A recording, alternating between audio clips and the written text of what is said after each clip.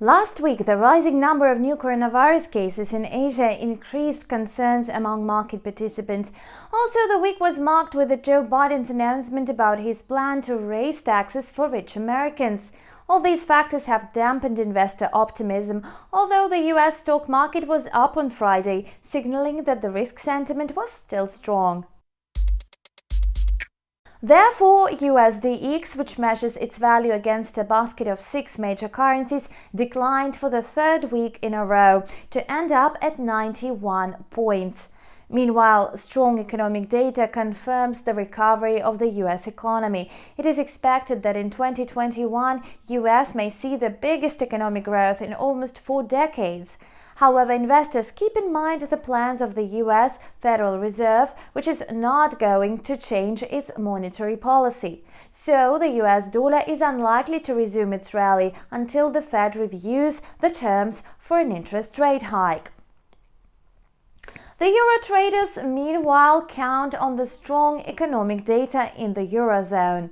On Friday, after positive preliminary estimates on business activity index, the euro versus the dollar pair rose to a 7-week high and approached the mark of 1.21.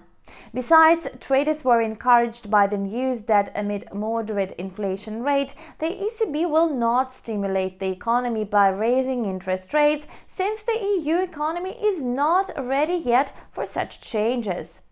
The British currency trades less confidently, but it's still holding near the 7-week high of 1.40 that was reached by the pound-dollar pair on Tuesday.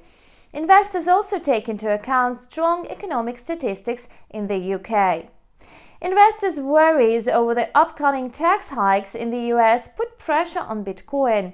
This means that if Bitcoin continues to rise in price, cryptocurrency holders who have accumulated profits will be subject to an increased tax of 40%. Therefore, Bitcoin will most likely extend its fall. Last week, BTC closed at the level of $49,650 per token. Despite positive macroeconomic data, investors are still concerned about low fuel demand. In addition to rising COVID-19 cases in Asia, the report by the US Energy Information Administration showed a surprising surge in US crude stockpiles last week, so Brent closed the session at $66 per barrel. At the same time, gold was about to finish this week near a 2-month high. However, just a few hours before the end of the session, gold quotes went through a correction. Investors returned to gold amid a pause in the rise of the US Treasury yields, as well as amid a notable decline of the greenback.